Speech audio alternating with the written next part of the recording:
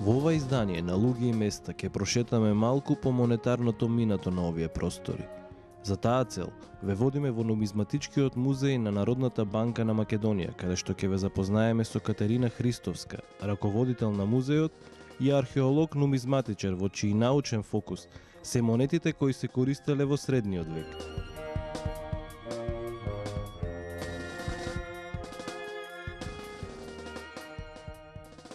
Таа е една од малкумината археолози кај нас кои се занимаваат со истражување на минатото преку монетите и паричните системи кои постоеле на територијата на Македонија. Повеќе од една деценија овој специфичен музеј овозможува со преку 20.000 монети во својата збирка да пропатувате назад низ времето, кога секоја од нив била основно средство за размена. За оние кои научно се занимаваат со ова, монетите се многу повеќе од тоа. Бидејќи се тие официјален производ на минати политички единици.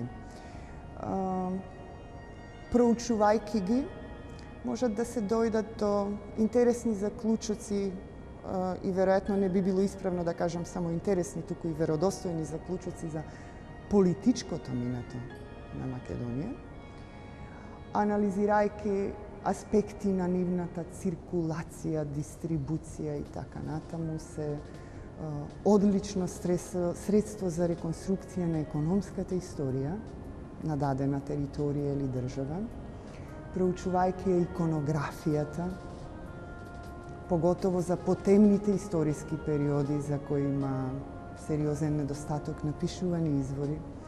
Монетите се одличен извор за информации, за социолошки аспекти на минатите општества и религиозни аспекти на минатите општества. И секако последно, проучувајќи ги во деталност како поединечни примероци, значи се првенствено основно средство за реконструкција на монетарната историја и за течението кое може да биде процес, може да биде развој, може да биде пат на политичките единици кои ги издавале, постоеле на оваа територија. Значи, многу моќно, многу моќен историски и археолошки извор за реконструкција на минатото во случајов Македонија. Пајонските племиња се оние кои за прв пат на овие простори економски се дефинираат преку монетите кои ги користеле како средство за размена. Само 100 години после појавувањето на првите ковани монети. На светската сцена, на светската историска сцена, монетите и стандардизираните монетарни системи се појавуваат на територијата на Мала Азија денешна, односно кралството на Лидија, некаде во крајот на 7. век пред нашата ера. Значи, веќе во крајот на 6. век пред нашата ера, односно само 100 години подецна, овдека пајонските племенски заедници започнуваат по прв пат да се политички и економски себе изразуваат преку организирано производство на пари, на монети. Голем број од овие пајонски племиња кои го населувале централниот и источниот дел на Македонија, издавале своји засебни, значи, монетарни системи, кои многу очигледно од она кое избирале да биде дизајн, да биде представено на аверсната и на реверсната страна. Сите тие биле изградени врз основа на еден тежински стандард, што како ефект го има логичниот заклучок дека тоа било би да се направи една и протомонетарна унија, што на тие племиња би им овозможило меѓусебно да економски комуницираат врз основа на еден заеднички вредносен систем. На територијата на Македонија може да се најдат монети кои се ковани тука, но и монети ковани во центрите на царствата чиј дел била оваа територија. Таа била монетарен крстопат поради својата географска положба. Мотивите кои се представувани на монетите се различни во зависност од периодот. Парите од почетокот на нивното постоење до денес во суштина имаат се една и се иста функција кога зборуваме за она што е представено на едната или на другата страна. Иако е тоа денес може би помалку видливо, затоа што аспектите на пропаганда денес се поврзани со други видови на медиуми во минатото, заради количината во која се произведувале и заради физичките патеки кои ги изминувале и благодарение на движењето на војските успевале да стигнат до најкрајните делови на дадена политичка единица или пак преку неа, најчесто за голем дел од населението на едно кралство или на една било каква друга државна формација, може би се една од ретките можности за населението одблиску да го види ликот на владетелот. Така што предпоставувам дека процесите на одлучување што ќе биде дизајнот на монетата биде многу сериозен процес на кој многу се внимавало, затоа што пораката е пропагандистичка, е насочена кон себе промоција на владетелот и на државата во која живеем. Кога зборуваме за римскиот период, тоа е една изразена пропагандна машинерија во која представите на монетите најчесто ги валоризираат и ги верификуваат воените успеси на царот.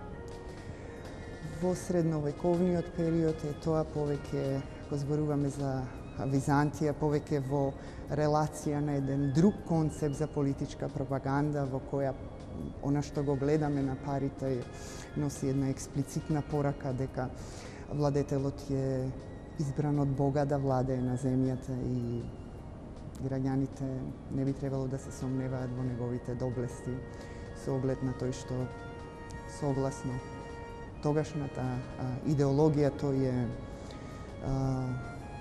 земна имитација на Бог. Со самата определба да студира историја на уметност и археологија, Кате го потврдила својот интерес за минатото. При крајот на студиите, нумизматиката почнува повеќе да ја интересира од останатите гранки на археологијата. Покрај се што не интригираше во тој период како млади, отворени, љубопитни умови, нели? Мислам дека беа монетите, посебно венецијанските монети, и се сеќавам на силната поддршка од професорката Манева по средновековна археологија, која сериозно, мислам дека влијаеше во тој процес да по завршувањето на формалното факултетско образование го продолжам своето образование, обидувајќи се да дознаам повеќе за нумизматиката. Мислам дека таа некоја фасцинација имаше првенствено врска со представите кои се појавуваат на монетите. Поготово ако земеме предвид дека цели приказни се раскажани на нешто кое има кое со површина, односно со диаметар од 20-30 мм. Мислам дека некаде таму почна тоа љубопитство и понатаму еволуираше. А токму периодот од 11 до 14 век е периодот кој таа го истражува. Период на голем развој на Византиското царство, но и период на општествени падови. Ваквите промени се одразувале и на монетарниот систем. Мислам дека обскурноста на средниот век, така наречената негова класификација како цивилизацијски пат.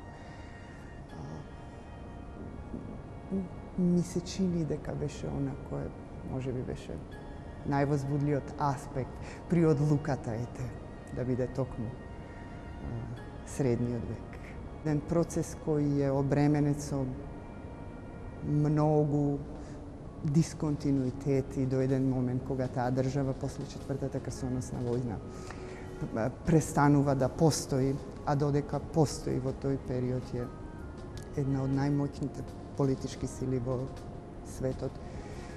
И соодветно на тоа, значи монетарниот систем како рефлексија на тоа општество е преполн со една чудесна динамика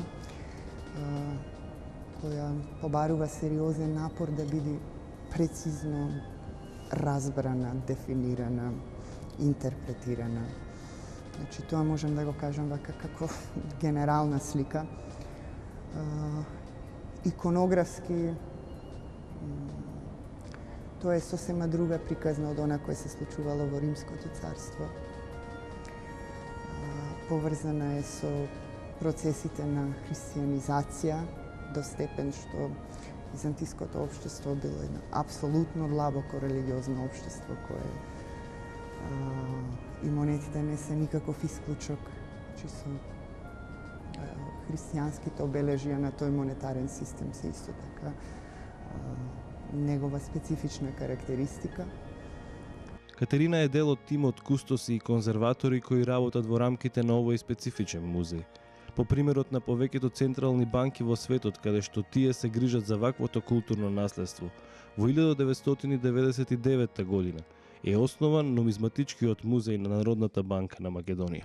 Овој напор представува ништо друго освен обид да се зачува дел од исклучителното, богато нумизматичко културно-историско наследство на ова парче земја. Почнувајќи од 1999 година, тогаш се случи првиот откуп на нумизматички материјал. Една година подоцна се формираше условноземено нумизматички кабинет, односно одсекот за нумизматика како организацијска единица на Народна банка, во која беа вработени професионални кустоси.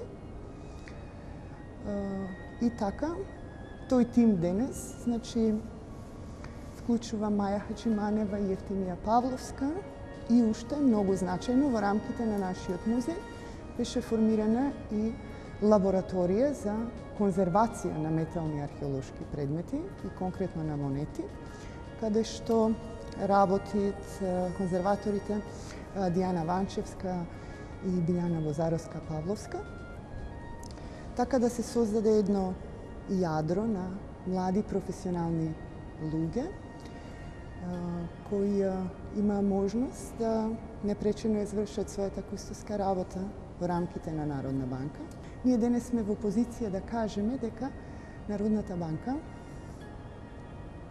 поседува една исклучително богата и значајна нумизматичка збирка, што е надминува бројката од 20.000 монети, кои, како што реков, или биле произведувани или циркулирале на територијата на Македонија.